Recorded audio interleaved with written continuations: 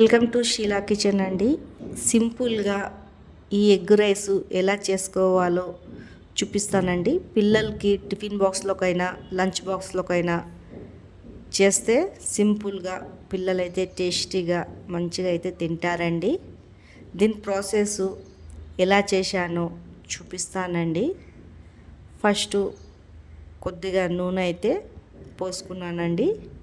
తర్వాత ఒక ఆనియను సన్నగా తరిగి ఫ్రై అయితే చేసుకోవాలా.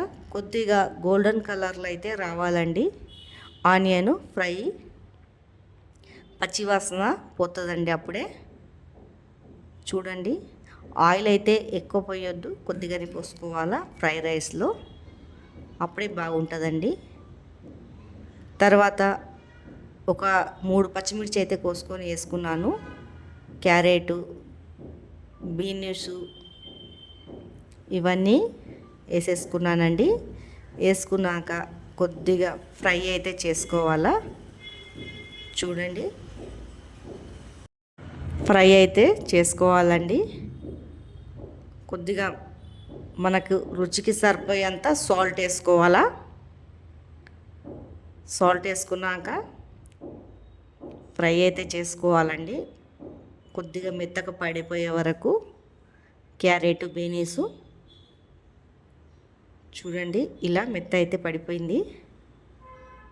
తర్వాత నేనైతే 3 ఎగ్ని తీసుకున్నానండి. మీకు ఎంత కావాలో అంత వేసుకోవచ్చు ఎగ్గు.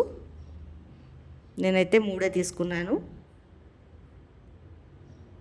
చూడండి, ఇలా ఎగ్గునైతే కొట్టేసుకోవాలా. స్లో మంట మీద పెట్టాలండి, అప్పుడే మాడకుండా ఉంటుంది. ఇలా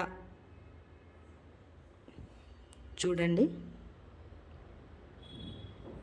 మనకు మంచిగా పీసెస్ పెద్దగా కావాలంటే పెద్దగా అయినా పెట్టుకోవచ్చండి. ఎందుకంటే ఇట్లా కలిపితే చిన్న చిన్న ముక్కలు అయిపోతుంది. అన్నంలోకి చిన్న చిన్న ముక్కలు అయితేనే చాలా బాగుంటుందండి. తర్వాత కొద్దిగా కలేమాకు వేసుకోవాలా. ఈ అన్నం అయితే దీంట్లో వేసుకోవాలండి. వేసేసుకున్నాక మంచిగా కిందికి పైకి అయితే కలబెట్టుకోవాలా. చూడండి, సింపుల్గా చేసుకోవచ్చండి. టేస్టీ అయితే చాలా బాగుంటుంది. తర్వాత 1 చెంచా వెనిగర్ వేసుకున్నాను. 1 చెంచా సోయా సాస్ వేసుకున్నానండి. 1 చెంచా టమాటో సాస్.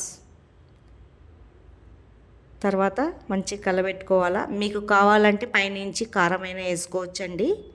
స్పైసీగా కావాలంటే కారమైనా వేసుకోవచ్చు. నేనైతే పచ్చిమిర్చి చేశాను కదా, కారం అయితే వేస్తానేనండి. చిన్నపిల్లలు ఉంటే ఇంట్లో అంత కారం తినరు కదా, అందుకే అలా అయితే చేసేసుకున్నానండి. టేస్ట్ మాత్రం చాలా బాగుంటుందండి ఇలా చేసుకుంటే. దీన్ని మంచిగా ఫ్రై కానియాలండి అన్నంని.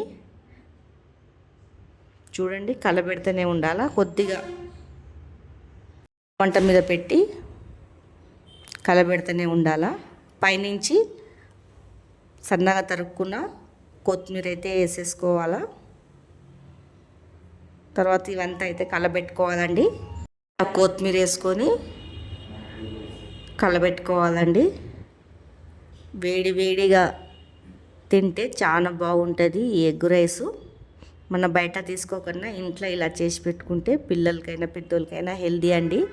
బయట నుంచి అయితే తీసుకోవద్దు, మన ఇంట్లోనే పిల్లలకి ఇలా చేసి పెడితే చాలా ఇష్టంగా తింటారు.